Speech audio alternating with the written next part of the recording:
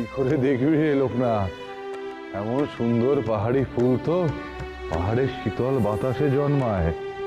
হ্যাঁ রে, তবে আরো ওপরে গেলে দেখবি শুধু চারদিকে বরফে সমারোহ, সেখানে খানিক লতা গুল্ম ছাড়া আর কিছুই দেখতে পাবি না। তবে তার জন্য এখন অনেকটা খাড়াই পথ আমাদের উঠতে হবে।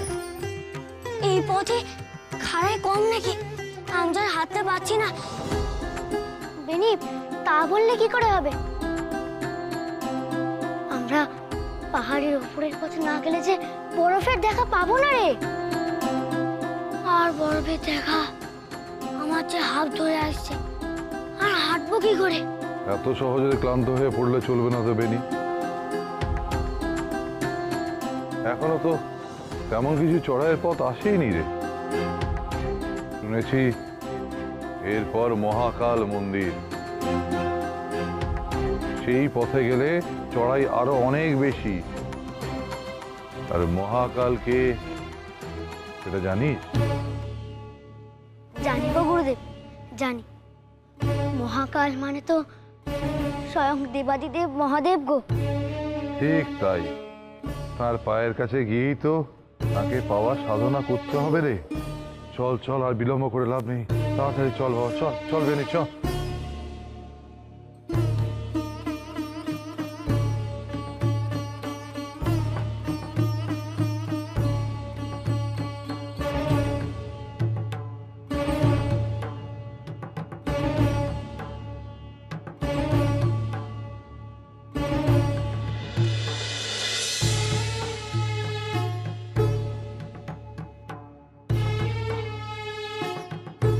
প্রচুর কাণ্ড, এই যে দুটো পথ গুরুদেব। এবার তাহলে কোন পথে গেলে মন্দিরে যাওয়া যায়? তত আমারও জানা নেই রে বেনি। এই পথে তো আমিও নতুন। তাহলে তাহলে একমাত্র উপায় হলো পথ চলতে চলতে সেই মন্দিরের খোঁজ করতে হবে। এই মরেছে, আমরা যদি পথ ভুল করি তাহলে কি হবে? এমন কষ্টকর পথে অমন খুঁজে খুঁজে বেড়ানো, হায় হায়, আমি যে আর পারবো না। হ্যাঁ, তুই সবসময় এত ভয় পাস কেন বলতো বেনি? মহাকাল যে স্বয়ং দেবাদিদেব মহাদেব রে, তিনি যদি চান আমরা তার কাছে ঠিক পৌঁছে যাব, দেখিস। তিনি স্বয়ং আমাদের পথের হদিশ দেবেন রে। আরে তোর কথার যেমন ছিরি, দেবাদিদেব তো মন্দিরে বসে, তিনি কেমন করে আমাদের পথে হদিশ দেবেন শুনি?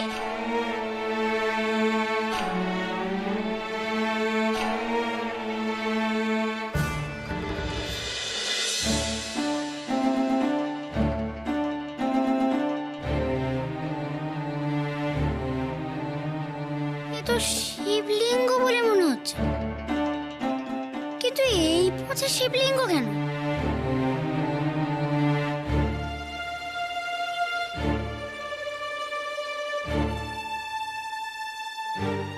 লোকনাথ, লোকনাথ, লোকনাথ, কি করছিস?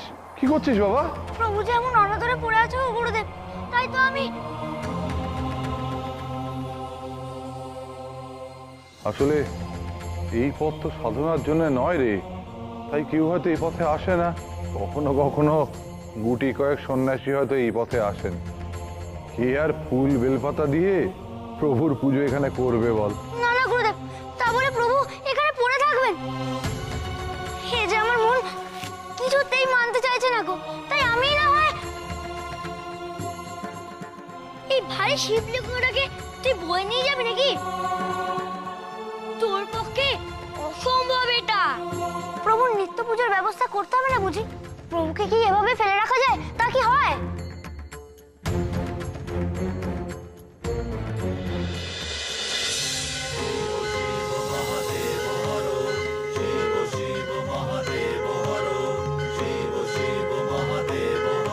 লোকনাথ, কোথায় নিয়ে যাচ্ছিস সেটাকে?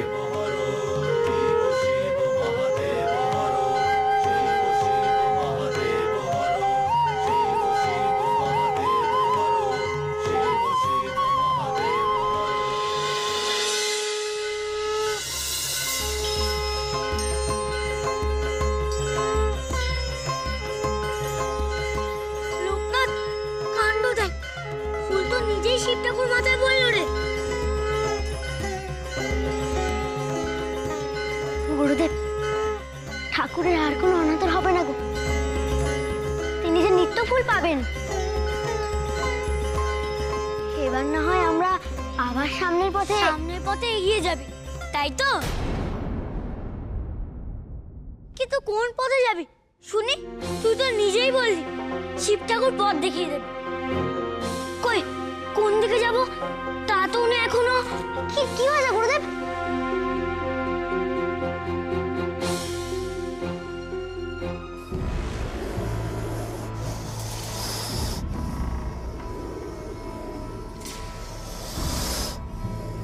ওরে বাবা, ও যে বিশাল একটা সাপ।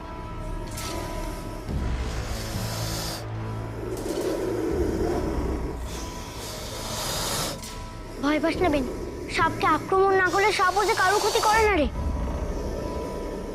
ঠিক তাই, এই সাপকে তার নিজের মতো থাকতে দেওয়াই মঙ্গল।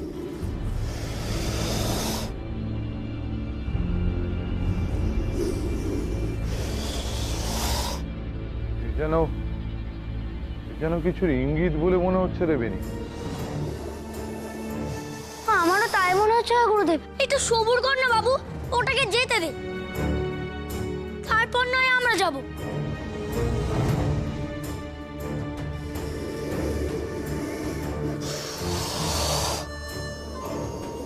গুরুদেব, বুঝতে পেরেছি, সবটা বুঝতে পেরেছি এবার আমি। এই সাপই হয়তো আমাদের মহাকাল মন্দিরের পথ দেখাচ্ছে গো।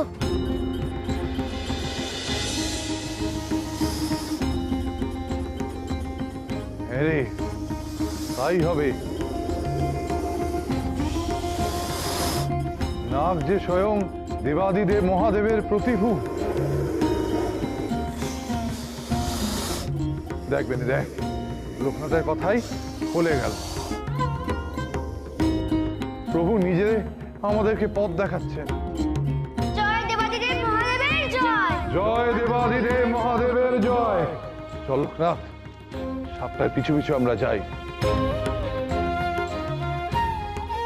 হর হর মহাদেব,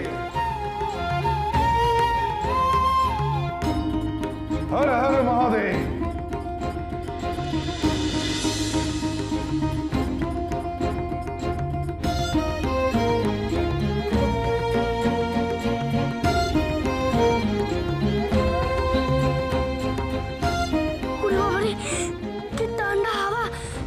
রোদের তেজ কমতে না কমতে আর হিম হয়ে গেল।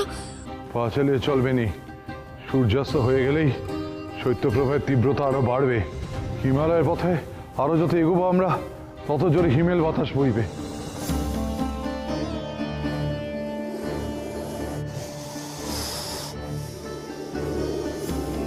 সর্বনাশ! এখনই এত আতঙ্কিত হলে চলবে কেন বেনি? ভুলে যাস না, অমন হিম শীতল আবহাওয়াতেই সাধু সন্ন্যাসীরা বছরের পর বছর তপস্যা করেন, সাধনা করেন। বুঝো কান্ত, ওই লোকটা, তোরও তো মনে হচ্ছে শীত করছে। সে তো করছেই রে, কিন্তু গুরুদেব, সন্ন্যাসীরা এমন শীতল বাতাস সয় কি করে গো? তাদের কষ্ট হয় না? রে, সব তো এই নশ্বর দেহের ব্যাপারে লোকনাথ। দেহকে যখন যেমন সহানো যায় তেমনই সয়। কিন্তু দেহের সহ্য ক্ষমতা ওনারা কেমন করে পান বলো তো গুরুদেব? সংযম, সংযম হলো জীবনের আসল মন্ত্র। আর সংযম আসে সাধনা থেকে। সংযম, সাধনা, এই সাধনার পথেই তবে জীবনের প্রতি সংযম আমাকে পেতে হবে। আর সাধনা, বাবা গো, ঠান্ডা তো দাঁত কপাতে লেগে যাবে। গুরুদেব, আমি সত্যি এক পাও এগোতে পারছি না, শরীরে যেন শীত আঁকড়ে বসছে।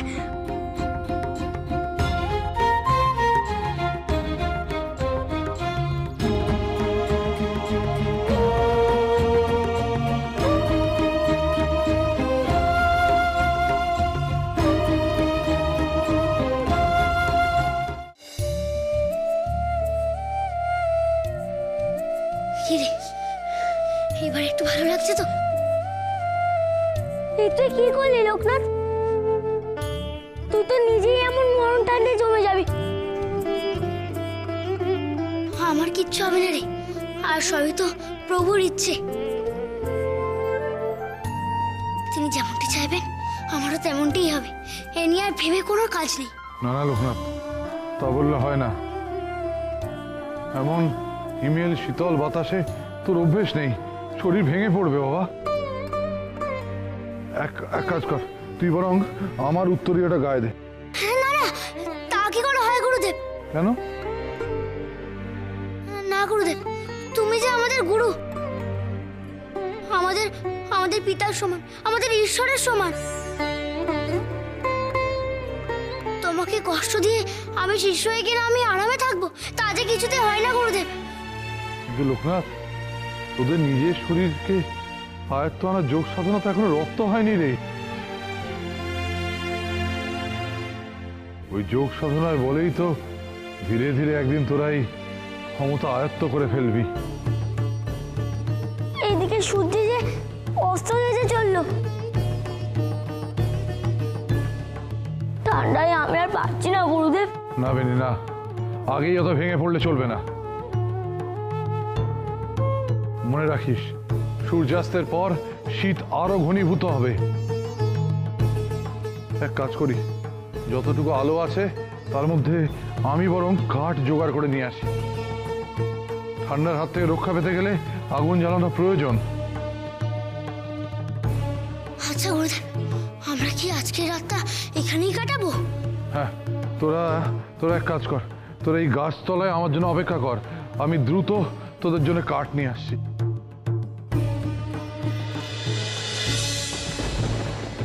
বেনি,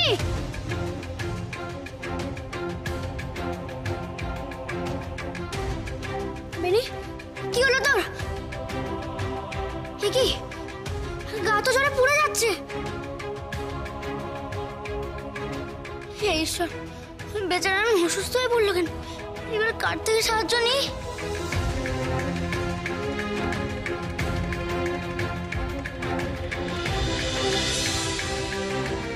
এ কি, সাপটাও যা আর নেই। আগে বেনির জ্ঞান ফেরাতে হবে, কিন্তু এখন কি করি?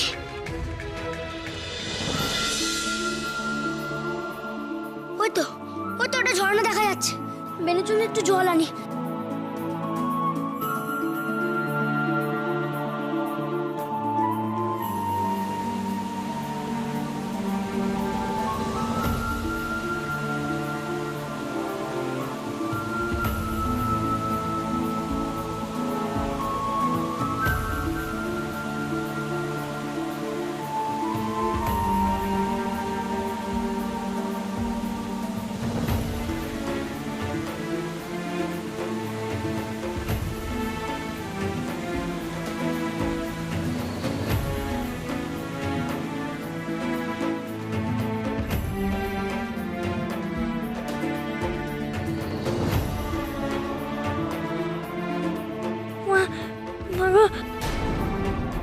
বড় শীতল বাতাস আসছে,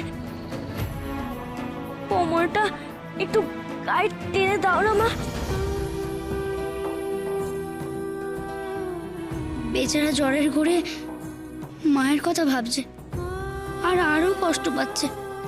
মা, মা গো, আমার জন্য গরম ভাত রেঁধেছে তো? গরম ভাত মুখে দিতে বড্ড মন চাইছে। আরে বেনি, তোর কত কষ্ট হচ্ছে বল? একটু তোকে সইতেই হবে। গুরুদেব এসে পড়লে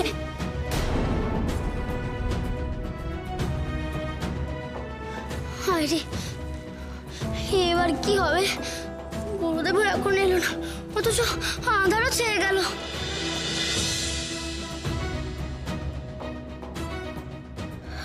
আরে বেচারা বেনিটা এত কষ্ট পাচ্ছে, এক্ষুনি কিছু একটা করতে হবে। গুরুদেব, গুরুদেব, গুরুদেব।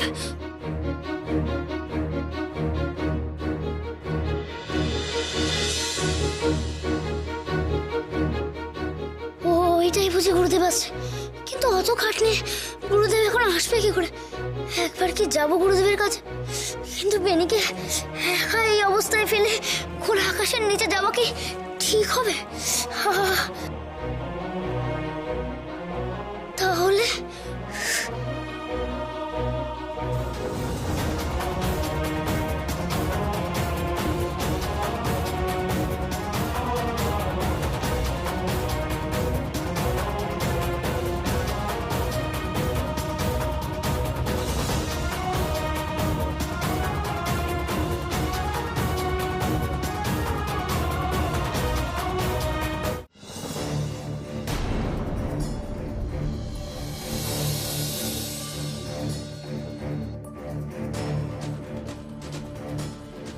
এ কি, উনি তো আমার গুরুদেব নন।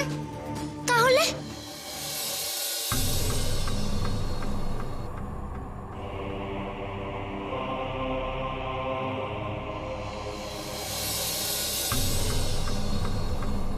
কে তুই? আমার পথের মাঝখানে কেন দাঁড়িয়ে আছিস? বল, কে তুই?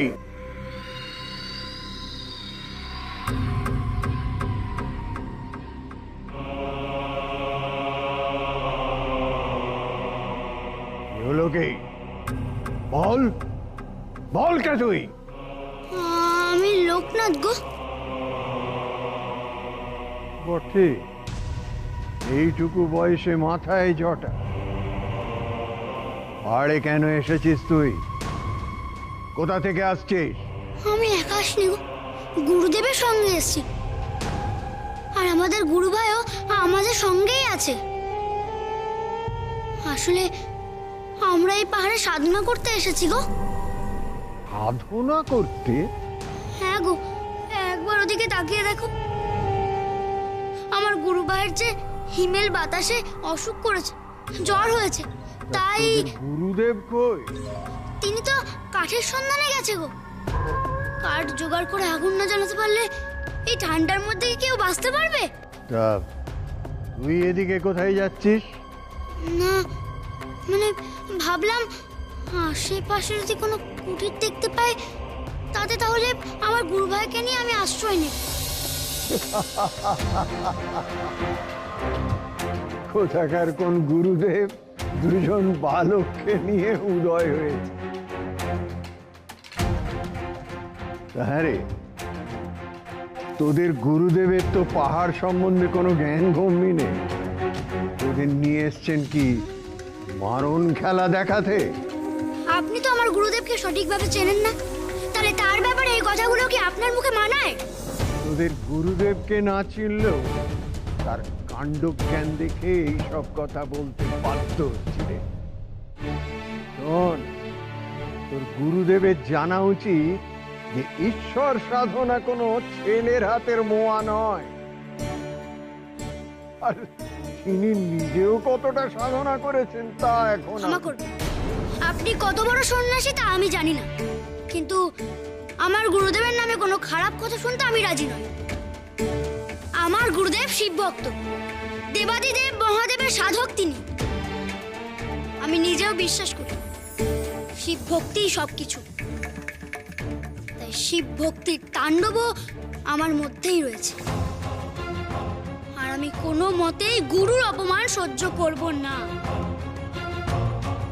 তোর গুরু অপমানেরই যোগ্য, কারণ সে কাপুর।